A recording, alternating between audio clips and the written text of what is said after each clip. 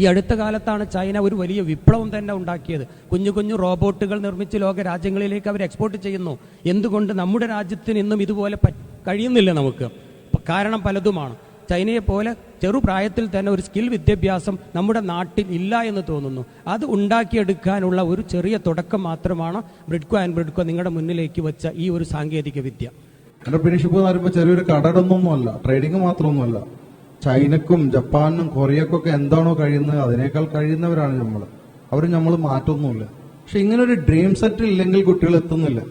അതുകൊണ്ട് ഞങ്ങളുടെ വിദ്യാർത്ഥികളിൽ അത് നടപ്പാക്കി തുടങ്ങി. നിങ്ങൾക്കറിയാം, ഒരു പക്ഷേ നിങ്ങളൊക്കെ കൈകാര്യം ചെയ്യുന്ന മേഖലയാണ് ഇന്നത്തെ ഈ ഒരു വിർച്വൽ റിയാലിറ്റിയും ഓഗ്മെന്റഡ് റിയാലിറ്റി എന്ന് പറയുന്ന ടെക്നോളജി.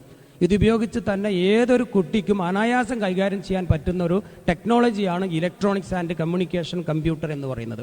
അതുകൊണ്ട് തന്നെ ഇതിന് ലോകരാജ്യങ്ങളിൽ വലിയ ഡിമാൻഡാണ്.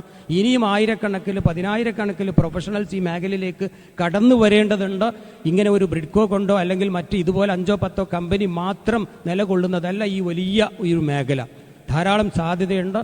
പഠിച്ചുകൊണ്ടിരിക്കുമ്പോൾ തന്നെ 10ാം ക്ലാസ്സുകാർക്കും പ്ലസ് 2കാർക്കും ഈ മേഖലയും കൂടി പഠിച്ചാൽ അവരുടെ പഠനത്തിൻ്റെ ഡിഗ്രി തലത്തിൽ പൂർത്തിയാക്കി കഴിഞ്ഞാൽ തീർച്ചയായിട്ടും അവർക്കൊരു എൻ്റർപ്രനർ ആവാം, അവർക്കൊരു വ്യവസായി ആവാം. അവരുടെ വീടുകളിൽ ഇതുപോലത്തെ ഉൽപ്പന്നങ്ങൾ നിർമ്മിച്ച് ഒരു കുടിൽ വ്യവസായം പോലെ ചൈനയെ പോലെ നമ്മുടെ കൊച്ചു കേരളത്തിൽ നിന്നും ഇത്തരം ഉൽപ്പന്നങ്ങൾ വിതരണം ചെയ്യാനും അതുവഴി സാമ്പത്തിക ശേഷി കൈവരിക്കാനും ഈ സാങ്കേതിക വിദ്യ കൊണ്ട് സാധിക്കുമെന്ന് തെളിയിച്ചിരിക്കുകയാണ്.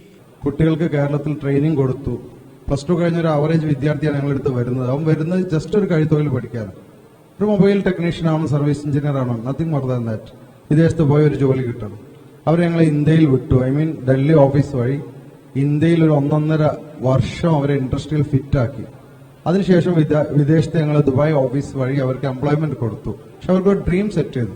നിങ്ങൾ 2-4 വർഷം ഒരു അഡ്മിനിസ്ട്രേഷൻ ലെവലിൽ വർക്ക് ചെയ്യണം, ജോലിയിട്ട്, ടെക്നിക്കൽ മാത്രമല്ല. ഒരു 6 വർഷം കഴിയുമ്പോഴേക്കും നിങ്ങളെപ്പോലെ 4-5 കൂട്ടുകാരെ വെച്ച് നാഷണൽ ലെവലിൽ, സ്റ്റേറ്റ് ലെവലിൽ എന്തെങ്കിലും എക്സ്പോർട്ട് ഇമ്പോർട്ട് തുടങ്ങണം.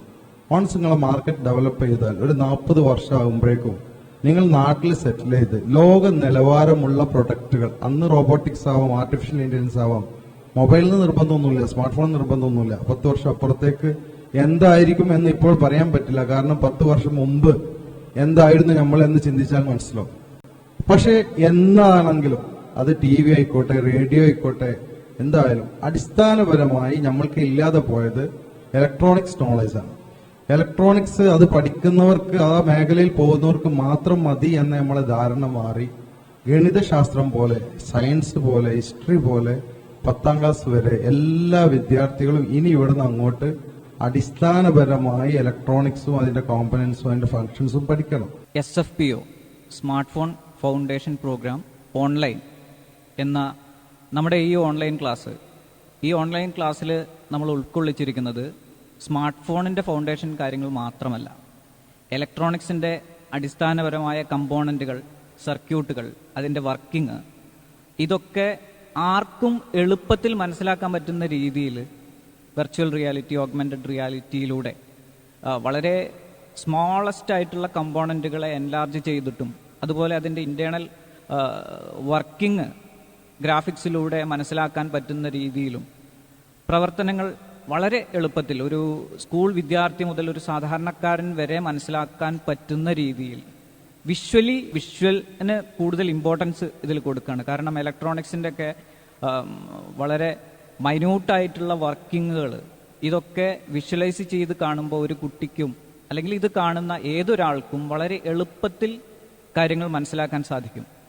വിദ്യാഭ്യാസ മേഖലയിൽ ഓഗ്മെന്റഡ് റിയാലിറ്റിയുടെ സാധ്യത അവതരിപ്പിച്ച കൊച്ചി കിൻഫ്ര പാർക്കിലെ startup company smart phone repairing ക്ലാസുകളാണ് വെർച്വൽ റിയാലിറ്റിയുടെ സഹായത്തോടെ കമ്പനി അവതരിപ്പിച്ചത്.